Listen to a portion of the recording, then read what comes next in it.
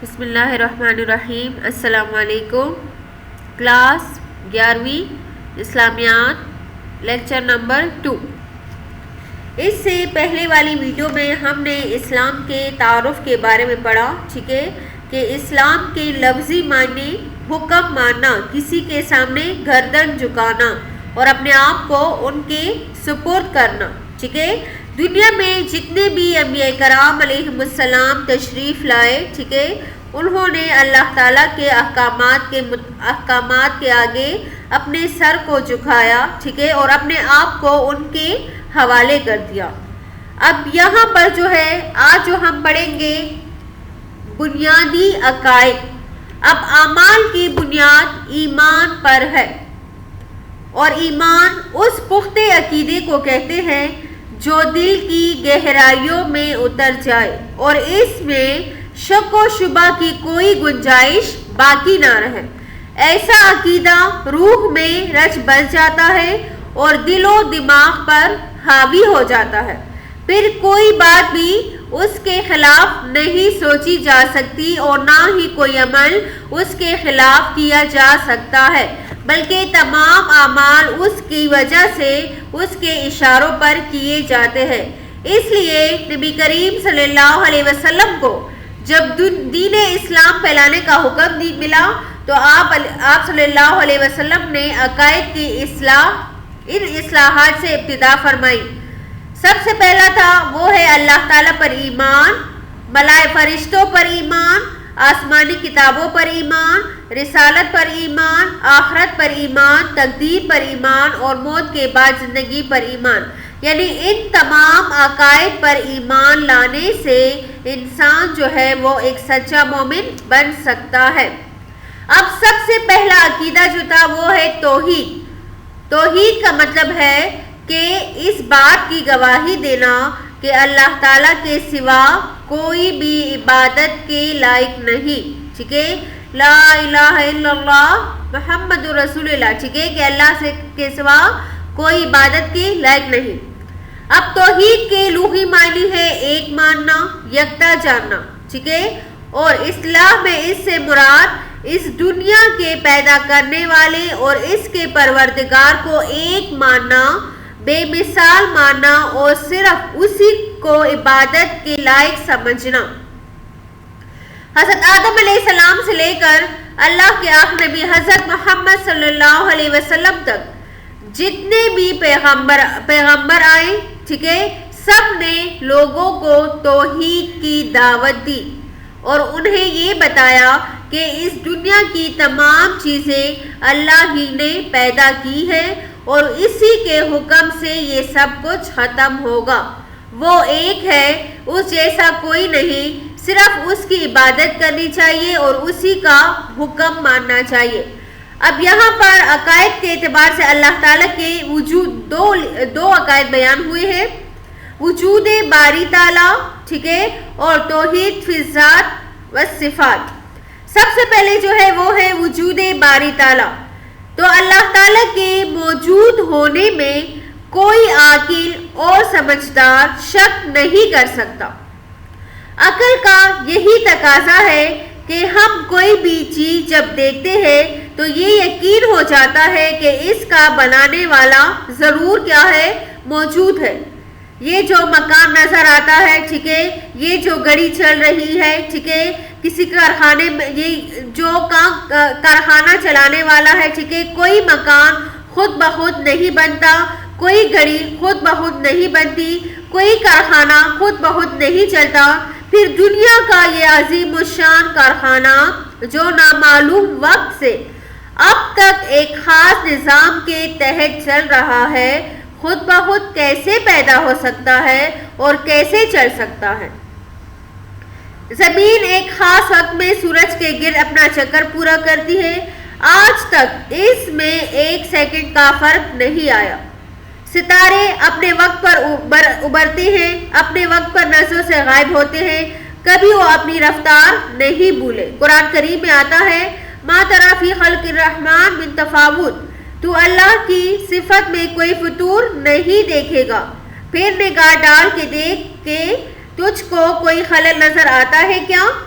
اب دیکھیں سورج اپنے مدار پر چکر لگاتا ہے اور چاند اپنے مدار میں. نہ سورج اپنے مدار سے ہٹتا ہے اور نہ ہی چاند سورج کی طرف کھینچ کر جاتا ہے. نہ کبھی ایسا ہوتا ہے کہ رات آتے آتے رک جاتی ہے اور نہ کبھی یہ کہ دن جاتے جاتے رک جاتا ہے.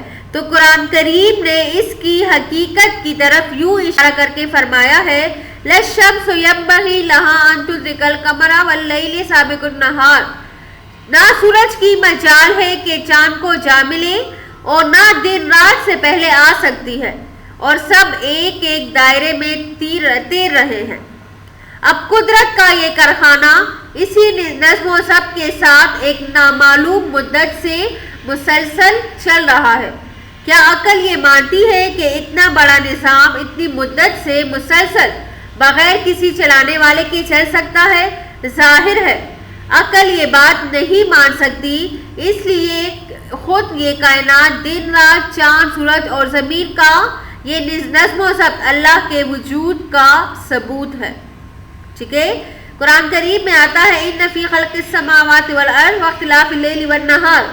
بے شک آسمانوں اور زمینوں کی پیدائش اور دن رات کے بدلتے رہنے میں عقل والوں کے لیے نشانیاں ہیں. ٹھیک ہے نا. اس بات کو سمجھنے کے لیے اللہ تعالیٰ نے انسان کو خود اس کی اپنی پیدائش کی طرف متوجہ کیا کہ سوچو اگر یہ بات سمجھ میں آ جائے تو پھر یقین کرو. ٹھیک ہے. تو اور شک و شبہ میں مت پڑو. ٹھیک ہے نا. اب انسان کی پیدائش کے بارے میں قرآن کریم میں آتا ہے ام خلق من غیر شیء. کیا یہ لوگ بغیر کسی کے پیدا ہو گئے یا یہ خود اپنے خالق ہیں یا انہوں نے آسمانوں اور زمینوں کو پیدا کر لیا؟ اصل یہ ہے کہ یہ یقین نہیں رکھتے. اب نظام کائنات کی یہ گواہی ایک عقلی دلیل ہے کہ اس دلیل کے بغیر بھی اللہ کو ماننا انسانی فطرت کی آواز ہے اور انسان کی روح کو ایک خالق کائنات کے ماننے اور اس کی عبادت کے بغیر سکون نہیں ملتا. اس لیے انسانیت کے ہر دور میں مہذب اور وحشی قوموں نے نہ کسی صورت میں ایک عظیم ذات کا اعتراف کیا اور اس کی عبادت کی. ٹھیک ہے نا. آثار قدیمہ کی تحقیقات سے یہ بات بھی واضح ہو چکی ہے کہ دنیا کے مختلف گوشوں میں بسنے والے وحشی اقوام جن کی فکر سطح بہت کم ہے وہ بھی کسی نہ کسی شکل میں اللہ تعالیٰ کے وجود کے قائل ہے. اس سے ظاہر ہوتا ہے کہ وجود باری تعالیٰ پر ایمان لانا انسان کی فطرت ہے. بڑے سے بڑا کافر بھی کسی بڑی مصیبت میں پھنس کر بے اختیار اپنے بنانے والے کو پکارتا ہے. ٹھیک ہے. تو یہ پکار انسان کی اصلی فطرت ہے اور یہ فطرت اللہ تعالیٰ کی موجودگی کی سب سے بڑی گواہ ہے. جس طرح یہ بات واضح اور یقینی ہے کہ اس کائنات کو کوئی پیدا کرنے والا اور چلانے والا موجود ہے اور وہ ایک اللہ ہے، تو اسی طرح یہ بات بھی واضح اور یقینی ہے کہ وہ اللہ ایک ہے. انسانی عقل خود اپنی سوچ میں اس نتیجے پر پہنچتی ہے اگر ایک سے زائد خدا ہوتے تو ہر ایک اس دنیا کو اپنی مرضی اور خواہش کے مطابق چلانے کی کوشش کرتا. ایک کشمکش شروع ہو جاتی اور اس طرح جو ہے دنیا کا نظام درہم برہم ہو جاتا. ٹھیک ہے. تو اس کائنات کا پیدا کرنے والا اور اس کارخانے قدرت کو چلانے والا موجود ایک ہے. اس حد تک تو بات واضح ہے اور انسانی عقل نے اس بات کو ہمیشہ مانا ہے، مگر وہ پیدا کرنے والا کیسا ہے، ان کے اوصاف کیا ہے، یہ ایسی باتیں ہیں جو آسانی سے خود بخود سمجھ میں نہیں آتی. ان باتوں کو سمجھانے کے لیے اللہ تعالیٰ نے اپنے پیغمبر صلی اللہ علیہ وسلم بھیجے ہیں اور ان کے ذریعے اپنے بندوں کو اپنے متعلق بتایا ہے. قرآن کریم نے اللہ تعالیٰ کے متعلق وہ تمام باتیں صاف صاف بیان کی جن پر ایمان لانا فرض ہے. اللہ تعالیٰ نے جو تمام کائنات کا پیدا کرنے والا ہے، ہمیشہ سے ہے اور ہمیشہ رہے گا. دنیا نہیں تھی تو اللہ تھا، یہ دنیا نہیں ہوگی تو بھی اللہ ہوگا، اس کی نہ ابتدا ہے اور نہ ہی انتہا. ٹھیک ہے، یہ دنیا اس نے پیدا کی اور وہی اس کی نگہبانی کر رہا ہے. جب دنیا ختم ہو جائے گی اور قیامت آ جائے گی تب بھی وہی ہوگا اور انسانوں کو اور جزا سزا دے گا.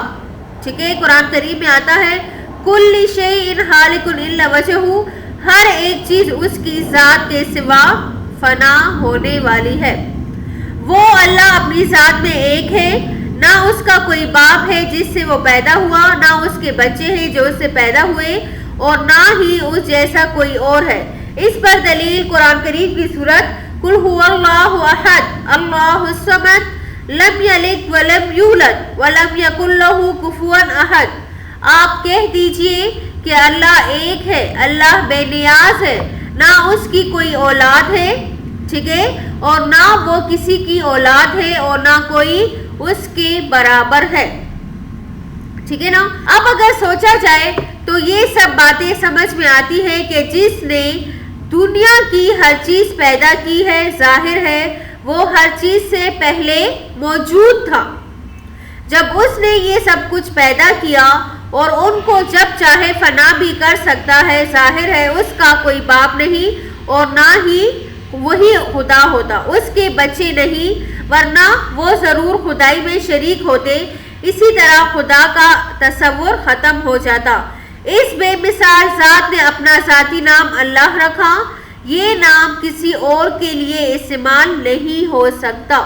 اس کے علاوہ اللہ کے بہت سے صفاتی نام ہیں جن سے ہمیں اللہ کو پکارنے کا حکم ملا ہے. جیسے قرآن کریم میں آتا ہے وَلِلَّهِ الْأَسْمَاءُ الْحُسْنَى، ٹھیک ہے، فَادْعُوهُ بِهِمَا، اور اچھے اچھے نام اللہ ہی کے لیے ہیں، سو ان ناموں سے ہی اللہ کو پکارو. جیسے الرحمن، الرحیم، ٹھیک ہے، مہیمن، خالق، باری، ٹھیک ہے، اس طرح مختلف نام ہیں. ٹھیک ہے نا. اب اس بے مثال اور یکتا ذات اور ان بے مثال اور یکتا صفات کے تقاضے بھی یکتا ہی ہے. جب وہ ہمارا مالک ہے، اس جیسا کوئی مالک نہیں. وہ ہمارا پروردگار ہے، اس جیسا کوئی پروردگار نہیں. تو پھر وہی عبادت کے لائق ہے، عبادت کے لائق اور کوئی نہیں، اور اسی کا حکم ماننا چاہیے. کسی اور کا حکم دینے کا حق نہیں پہنچتا. اسی سے ہی مدد مانگنی چاہیے اور اسی سے ہدایت طلب کرنی چاہیے.